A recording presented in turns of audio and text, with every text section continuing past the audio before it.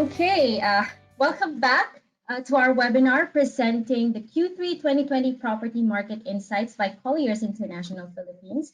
Again, this is presented in partnership with the British Chamber of Commerce Philippines, the Australian New Zealand Chamber of Commerce Philippines, the ABS-CBN News Channel, and the Philippine Daily Inquirer through Inquirer Property. We will now begin our open forum. So let me first introduce our panelists. So can I have Joey back on screen, please? I'm back. Hi, Joey. Hi. Okay.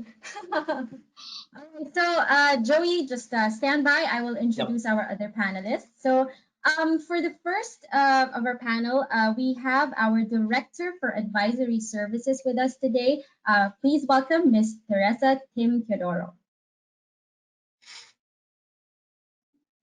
Hi, Tim.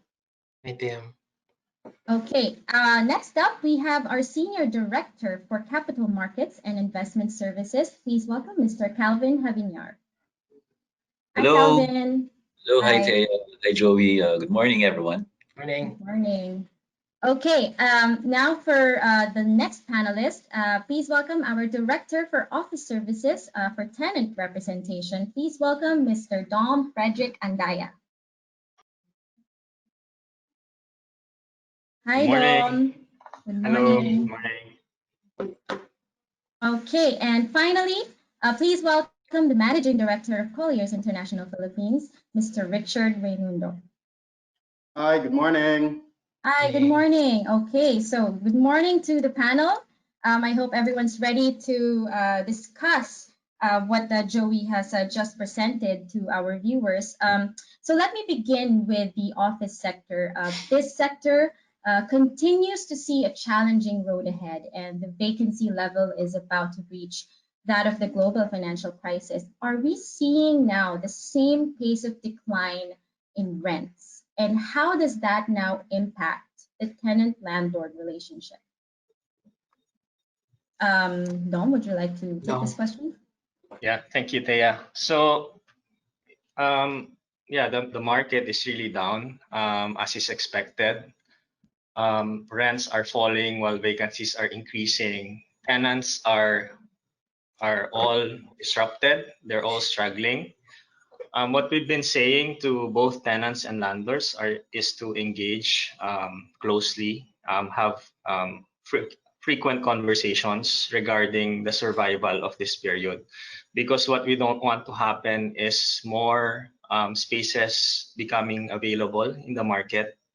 And on the other hand, on the landlord side, all the property segments of the landlords, especially those that are diversified, are all affected, and it is only the office segment that is helping them survive this period. And the tenants must recognize that fact as well. That's why we don't know the right balance in terms of how much landlords can give and how much tenants can still survive or prolong their stay. But again, what we've been saying is that occupancy is becoming more important right now rather than revenues, because when you have occupancy, at least for the property maintenance of the building, that will be sustained over a longer period if you have substantial occupancy in your buildings. Okay, there's a question from the audience that I think connects to what you just said. This is from Anna Marco. As landlords, she's asking, how can we justify still charging rents from our lessees if they haven't been going to the office? If they're not using the space, just maintaining the data center, what do we do? What do they do from now? Okay, thank you, Anna, for that question. Hi, Anna. Well, as landlords, you continue to maintain the building. You still provide the security, the maintenance personnel. You continue to protect the data centers that are in the building. So in that case, you can still charge tenants according to the contract that you've signed before. And contracts were signed or are being signed based on existing market conditions at that time. and it's not your fault that this happened.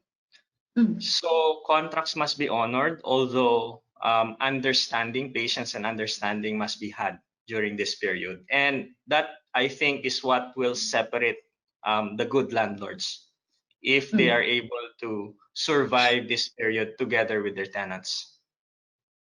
Richard, I see you nodding. Do you have any inputs from what Dom just said? I agree with Dom. What Dom mentioned is really important. What he said that now, even though they're not in the office, the landlords do continue to have a cost in operating that building. The security of your servers. You cannot work from home and connect to your servers if those they're not secured Mhm. by the building owner. So that's really that's true. So we're talking about rising vacancy and a lot of uncertainty in the market right now. I mean, pre-COVID, the market had a pretty diverse tenancy mix, especially across Metro Manila, with BPOs and Pogos leading in occupancy and transactions.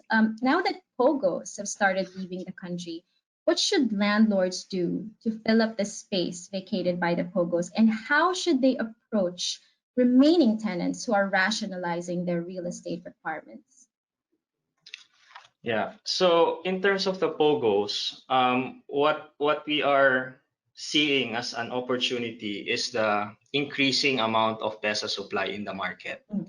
We know that there's a pending bill in the Senate regarding the alteration of the PESA incentives, and I think that's gonna be passed in the next couple of weeks, because that is also designed in the helping the economy recover. That is called Create Bill. So there are PESA spaces becoming available because of the flight of the Pogos, and I believe that occupiers or even landlords should proactively offer these spaces to existing BPO locators in the country. Moving forward, especially with the disruption of everything, we still expect the BPOs to rebound sometime in 2021. So Mhm. proactively, they should offer these spaces. Some of these spaces are vacated in fully fitted conditions, so there will be less capital expenditures for PESA occupiers that will take these spaces. As regards to PESA incentives, even with the Create Bill, the the nature of PESA as a one-stop shop will be kept. That I think is still in part of the pending bill. In terms of the amended tax incentives, there will still be about 4 to 9 years of Mhm. enjoyment period of the tax incentives before the new incentives will be applied, and these incentives will still be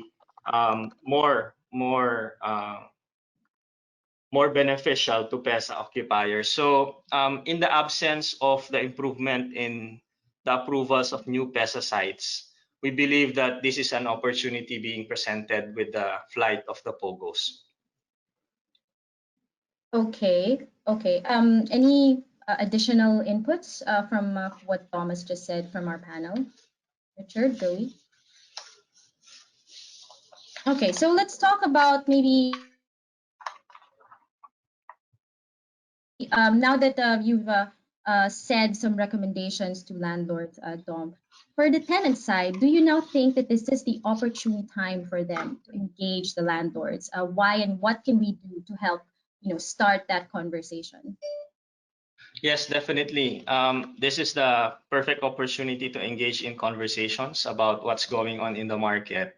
Of course, we cannot say when is the market rebound or it's Mhm. gonna be better soon, right? That's something that we cannot say. I think nobody can say that at this point. But what we've been encouraging tenants to do is to have this continuous conversations, Mhm. because we're not looking for them to make big decisions at this point. What we want them to appreciate is that the sharing of insights, facts, and we can collaborate, co-create in terms of what's going on, so that incremental decisions can be made towards the time that the market will rebound and everybody will be more prepared in that case. Thank you, Dom. I'd like to turn to Calvin now. We talk about possible strategies that developers could or are employing to address the current situation. Have you seen smaller developers offloading properties in response to the pandemic? And is that a growing trend? And how will this change the land banking strategies of major developers? Yeah, that's a good question, Thea. Pero in general, what we're really seeing is that we feel that major developers would continue their land banking activities, and Mhm. they will probably try to spot better deals in the market, given as what Joey reported earlier, to 2 to 10% correction on land values. So they'll try to find the best deals for them moving forward in terms of land banking. However, I think the effects of the pandemic, such as the delay in project construction and the anticipated slower take-up, has prompted most major developers, especially those that are listed, to recalibrate their land banking strategies. And this happened Right. as early as March, when the lockdown was first declared. And one major adjustment there would be on the capital allocated for their land banking activities. So this will definitely prompt these developers to be more selective and maybe more Mhm. discerning in new acquisitions. In terms of your questions, whether smaller developers are offloading properties, actually we're really not seeing them doing it. Mhm. But what we feel and the way we see it is that the situation may actually provide an opportunity for these smaller second, third tier developers to actually increase their land bank and move on and try to bid on prime properties with little and probably no competition from the big developers who have really calibrated their land banking strategies in terms of budget and priority. Uh, Maybe what I'm seeing also is that we might see more creative partnership between these developers, especially with the ones who controls the large tracts of land in the provincial areas, in the provincial locations, in That's anticipation of a shift in demand for horizontal housing development projects as we move forward post-COVID. Thanks, Calvin. And for the rest of the panel, feel free to jump in if you have an opinion that connects to what our other panelists are saying. But let's talk about space now outside of the traditional and established CBDs, in fringe areas and beyond Metro Manila. What's the outlook on occupancy here for office? Based on your on-ground experience, are there existing or ongoing deals that are happening in these areas?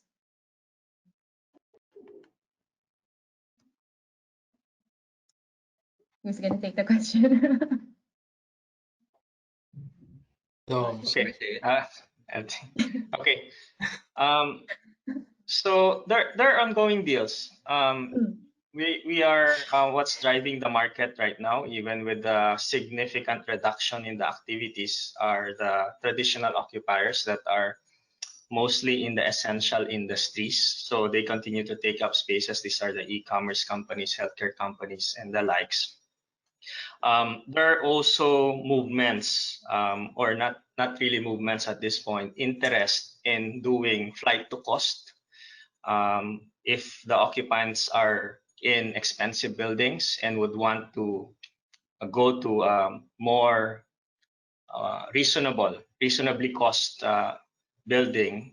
Mhm. And there's also other companies which are more stable that are looking at flight to quality.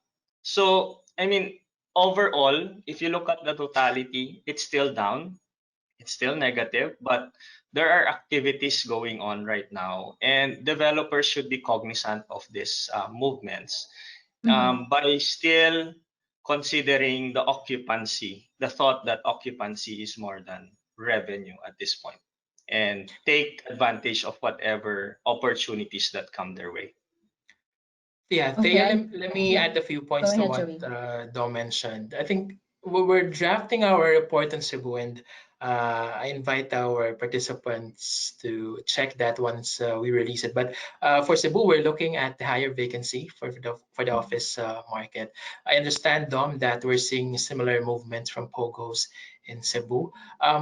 one example of an essential service company that is expanding and continuously outsourcing operations from the Philippines is Uber Eats, and they previously took up space in Iloilo. And of course, Iloilo City is benefiting from the fact that most of the space in Iloilo is within a PEZA proclaimed business park, and that has been resulting in a stable, steady demand. You have the Iloilo Business Park, but we're also seeing queries for, say, the SM strata within Iloilo. Based on the queries that we have been getting and we have been hearing on the ground, so we have the likes of Iloilo, Dumaguete, as well as Pampangas among the popular choices outside of Metro Manila.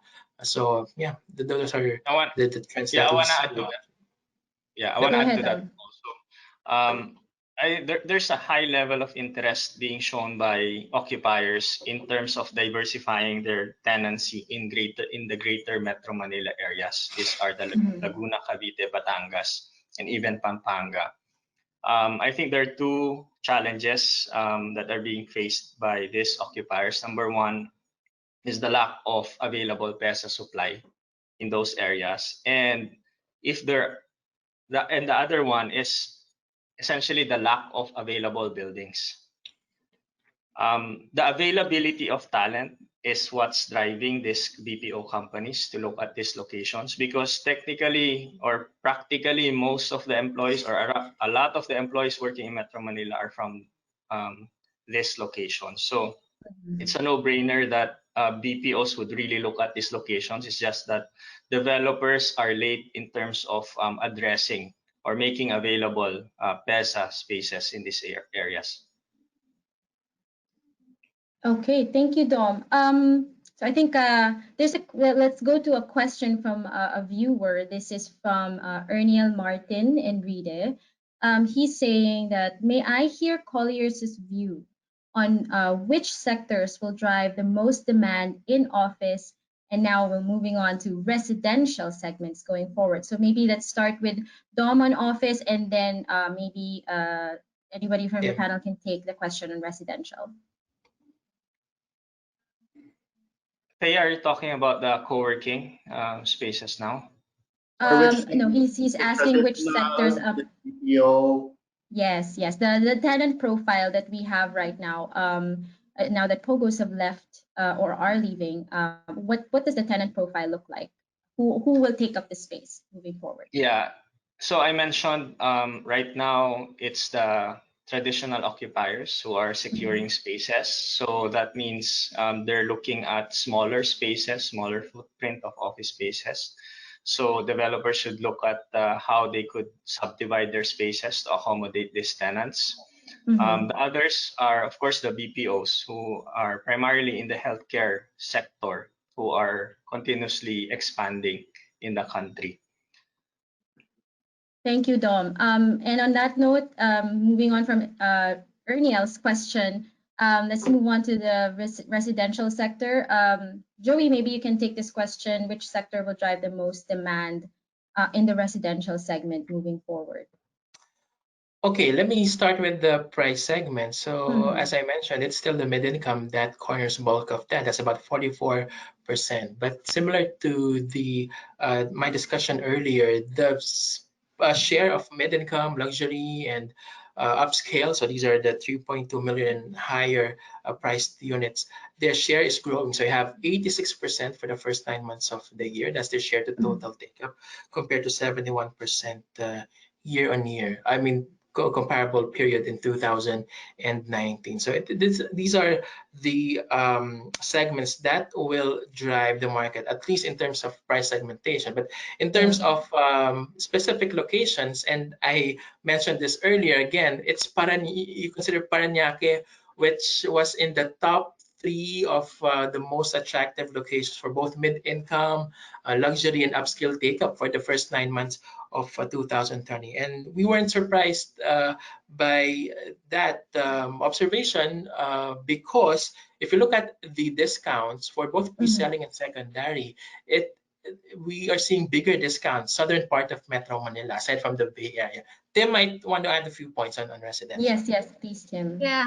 So I agree with Joey on the segments that he mentioned, and also the areas that he said. No, what I wanted to just say is that the pandemic helped evolve the residential product. It gave greater impetus for residential. So because its role is now evolving to incorporate the work aspect. So space has become increasingly more important and distance less so.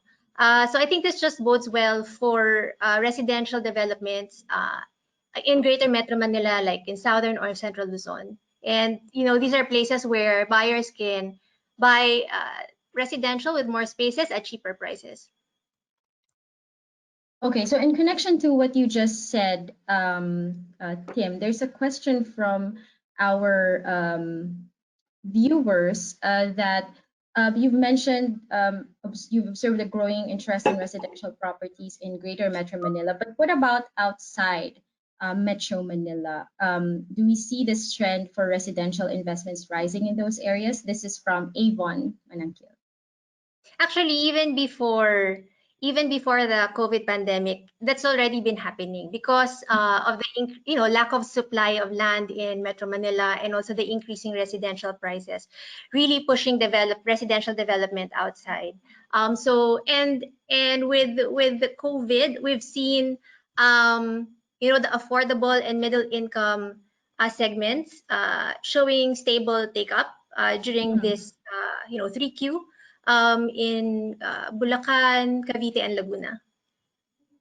Okay, so as Joey showed earlier, higher office vacancy has affected residential leasing. So those two are kind of, they have a very tight relationship, right? So vacancy in this sector has risen for the 6th consecutive quarter.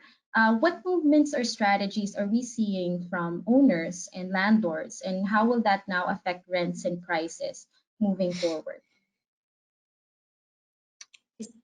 Is this office or residential? This is residential. For owners, landowners of, owners of units, you're saying? Unit owners and landlords or developers. Okay. So for buyers or individual owners, we will see them giving discounts, making the rental rate inclusive of all the KUSA and other charges that are usually add on to their fees, giving them special terms and maybe fitting out their units better. In terms of developers that have residential for sale projects such as dormitory, I believe those are really affected by the pandemic. I mean, because of restrictions also of who can stay within a certain space, right? They don't really allow strangers to cohabitate a certain unit. So these developers, we've seen them pivot. We've seen them target specific companies that require that were operating and still require spaces close to their work. And we've seen actually some co-living developments that have restructured their common spaces to offer work, a co-working facility inside their development.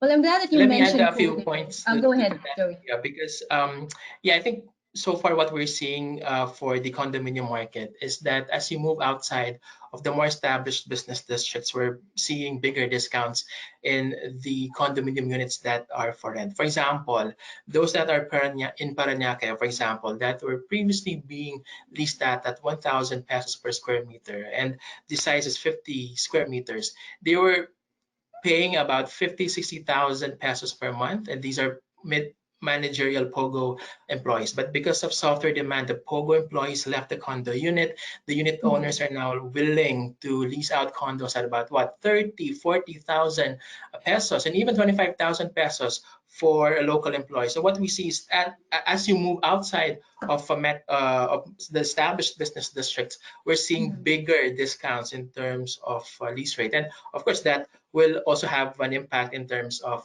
pricing. But I also agree with what Tim mentioned on co-living. This has been affected by the pandemic also. So a lot of for example, employees that were previously leasing out spaces in co-living facilities had to go back to their home provinces or had to go back to their houses within the fringes of Metro Manila and decided to just live with their parents. And that has resulted in higher vacancies among these co-living facilities. But what we have seen so far is that the co-living operators are trying to lure more renters by, number one, providing stable internet connection so that they can work from home within that co-living facility. And what we have seen so far is that they're offering 10 to 15% discount for a 6 to 12-month contract. So those are the discounts that they're offering and other perks that they're providing to retain their tenants. Joey, you can even argue that you mentioned Parañaque at 1,000 pesos per square meter of rent. Was that even the right level for that location, right? Because at 1,000 pesos, that's the rent in a Makati CBD or Fort Bonifacio already. And now it has gone down to a more manageable, 600 pesos, 700 pesos per square. So, I think the rents in certain areas really just got inflated because of the Pogos. Yeah. We're talking about prices now. So, are you saying that there's a price correction that will happen? When will recovery start? And for the rental correction, are we seeing a faster pace? And what factors will dictate that? Joey, we were just talking about this yesterday, right? That certain locations or certain grades had smaller magnitude and others had a bigger magnitude on the drops, right, Joey? Yeah, that's right, sir. So just to again give you broad points on this. So if you look at the pricing for condominiums, we're projecting a 13% drop in average condominium prices in Metro Manila. In fact, this is a downward adjustment also, only because we are likely to see slower completion for 2020, but definitely there will be a price correction. In terms of lease rates, as mentioned by Richard, we're also looking at about 7% drop in average lease rates for condominiums in Metro Manila. But what we have observed is that for the prime condominium buildings, prime 3-bedroom, for example, the pace of rental correction and price correction is slower compared to the rental price correction of, say, grade A or grade B condominium. So it's really mixed. It depends on the type of condominium building, the classification, and of course the business district. As I mentioned, as you move outside of the core locations, the rents and price correction are becoming deeper. So Joey, you're talking about the fringe locations, no? That could see a higher rate of decline. Yep. So I'll move on to Tim. With the scenario that Joey has clearly told us, looking at this dynamic in terms of launches and take-up, what is your forecast for the Metro Manila pre-selling condominium market for the remainder of the year? Well, even during the pandemic, we've seen launches for affordable middle income and even upscale, no? So we'll see the same. We'll still see the same for maybe fourth quarter onwards. And what's really good is that the developers have pivoted in terms of their selling strategies as well. So we've seen them go online in terms of selling, use very creative payment terms, make use of different social media and apps to further engage their clients and customers and give them a better experience. And all of these help towards them pushing their products to the market. What I would say, maybe moving forward, they should also look at improving their international network, because there are still markets outside the Philippines that are handling the COVID pandemic well, and they will have Filipino communities there that can be tapped. Yeah. So in connection to that, there's a question from the viewers from Tin Arco. Was there an impact on significant impact on sales coming from the OFWs during the pandemic, and how much did sales take up drop? Was there lower sales to OFW, or are we seeing a different situation? Well, anecdotally, I mean, all throughout, no, not just the OFWs and the local market, we did see drops in the sales. For some have shared that actually what helped with the sales was actually the international market more than the local. So it really depends on the network of the developer. Um, but they are still able to tap the overseas market. Okay, I I think just want to. Sorry. Go one ahead, thing that Richard. you have to consider is for those developers that rely on road shows abroad, that would have been curtailed by the travel bans. So you would have seen an effect on that. But you have to also consider that a lot of countries, such as Hong Kong, continue to lower interest rates. So you would get low interest rates in those countries as they try to stimulate their economies. And that is an opportunity for some white collar OFWs, for instance, to get funding at a cheaper rate than the Philippines. Joey, No, an what do you have to interesting add? point that Tim mentioned. She encourages developers to mount more international roadshows. But of course, now we're only doing webinar sales rallies, Yeah, right? And I remember travel is doing a different. webinar for a developer 10 p.m. Manila time because their target market is in Dubai. So that's about Mm. 6 p.m. in Dubai. And you're The right. I time mean, developers are already implementing this. I mean, they have really become aggressive in terms of mounting sales webinars to their OFW clients. And I remember some of them even asking me to speak in Taglish because the target market is primarily Filipino. So yeah, I think this is just one trend that we will see moving forward. And also, I think it's important to not just mount these international OFW sales rallies, but also consider the profile of OFW sending in money to the Philippines. For example, you have the Saudi Arabia, Middle East, Singapore, US already accounting for what?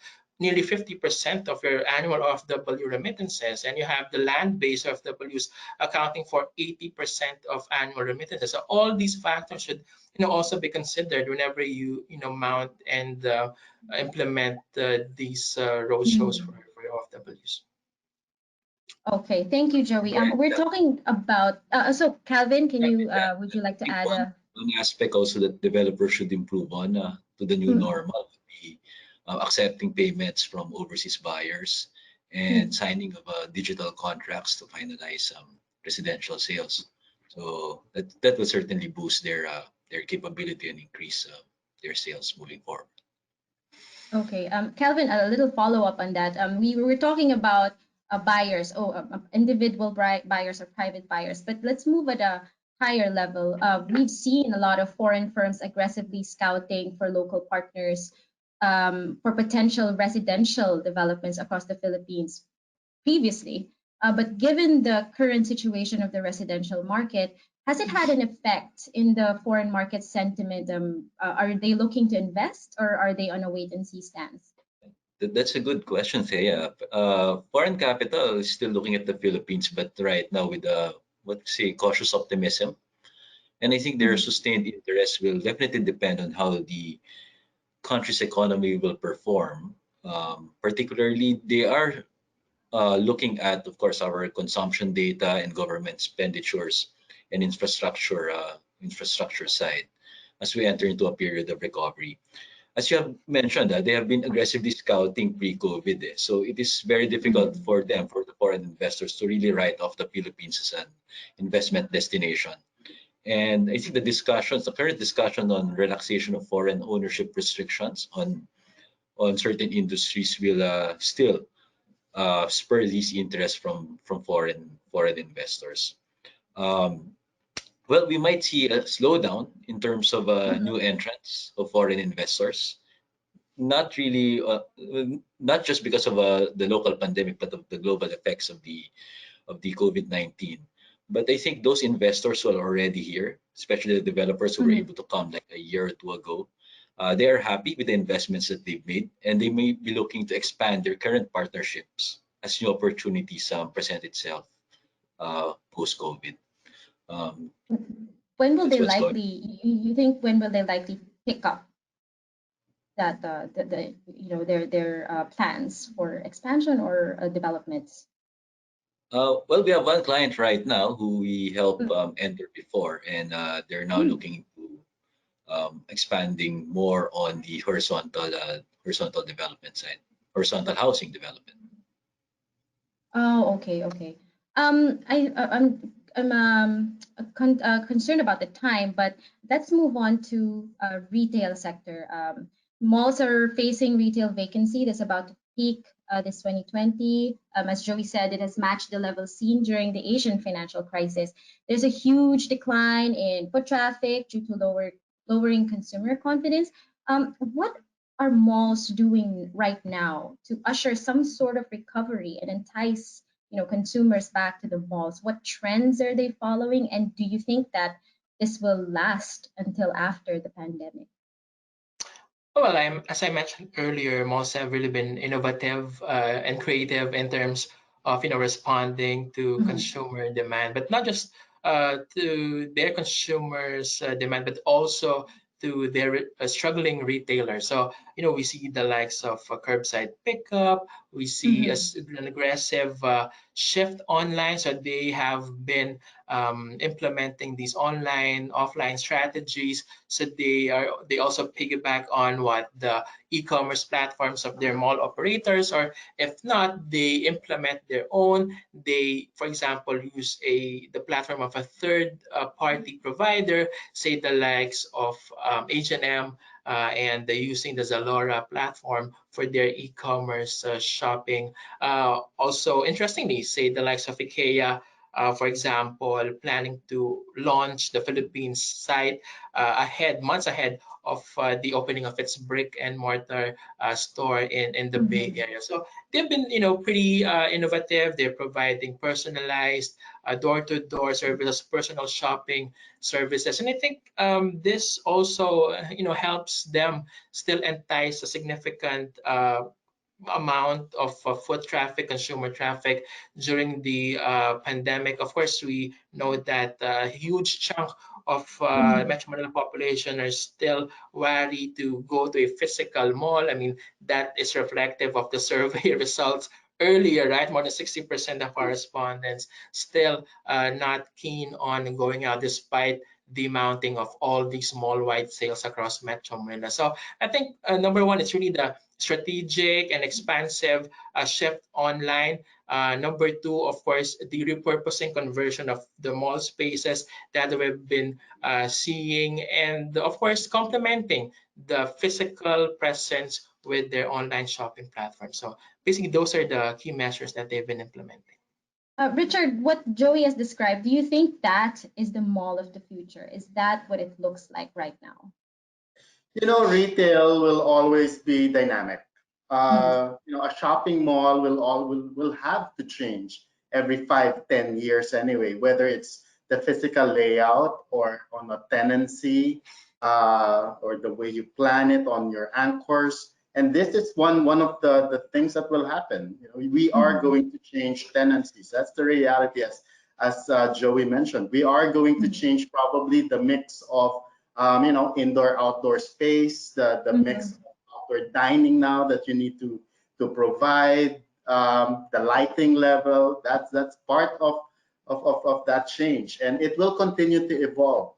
It's just that this pandemic has brought Mhm. in certain changes that's not typical, like sanitation, Mhm.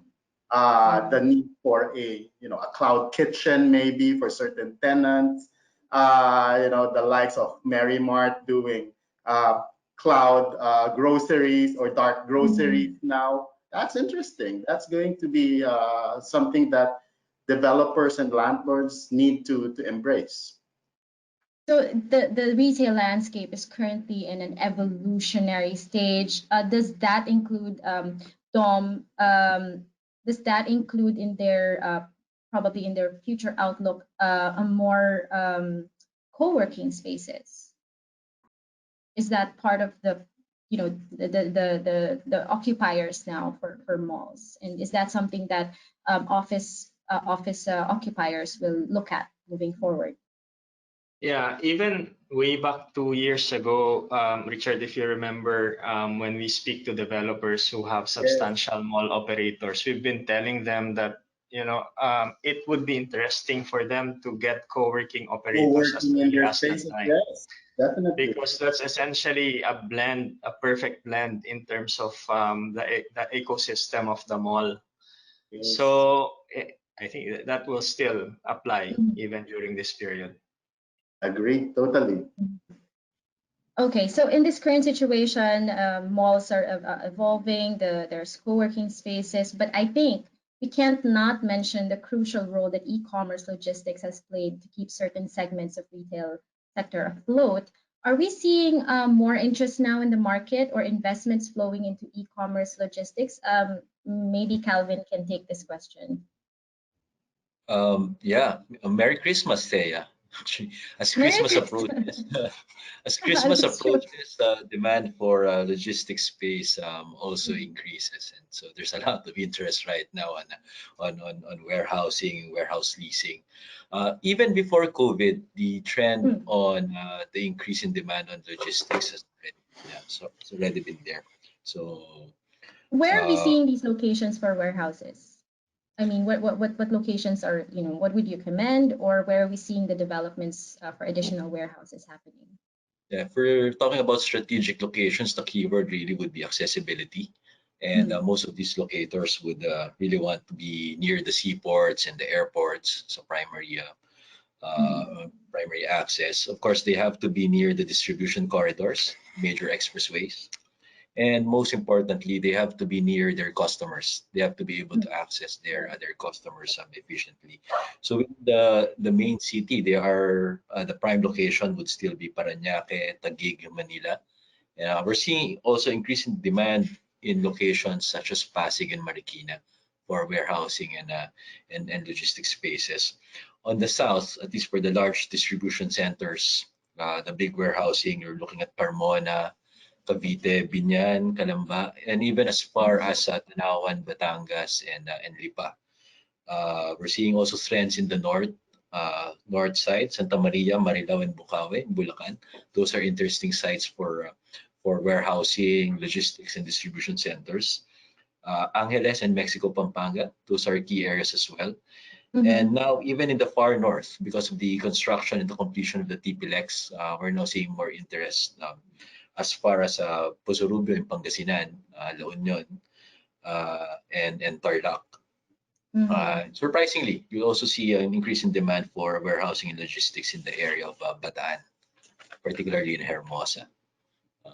Oh, okay. Thank you, Calvin. Anything that our panel would like to add on that? We see any of your clients maybe wanting to explore their options there? Okay. Calvin mentioned Merry Christmas, and it's the holiday season is upon us, and there's only about 57 days left till Christmas. What does this season look like this year? Do we see activity picking up? I mean, I asked the panel, are you yourselves, are you planning to shop on brick and mortar places for your Christmas shopping, or is it going to be a shift online? Anybody from the panel? I just went to Glorieta yesterday to buy my earphone. Oh, what did it look like?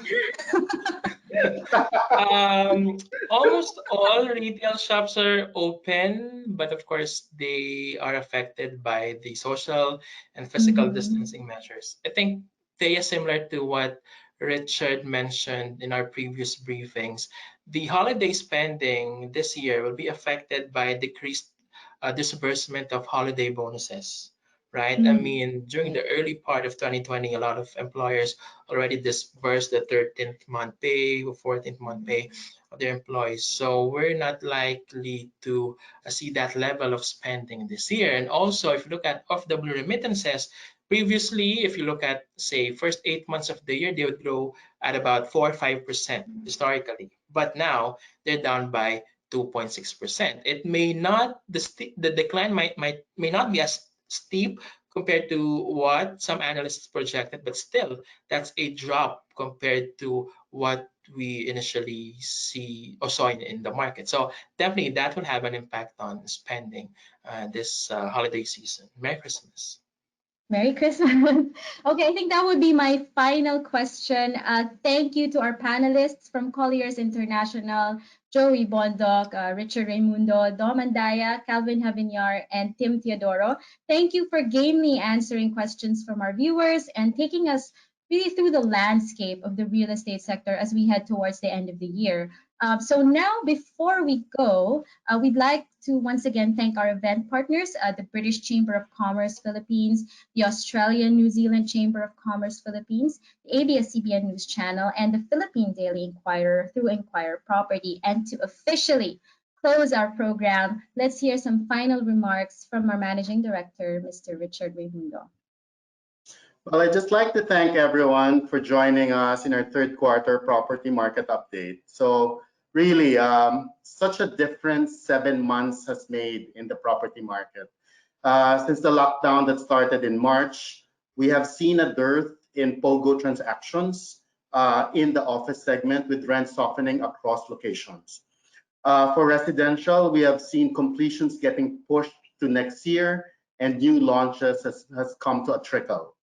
And also for retail now, we have seen foot traffic come to a standstill, and delivery and takeout being the order of the day for F&B outlets.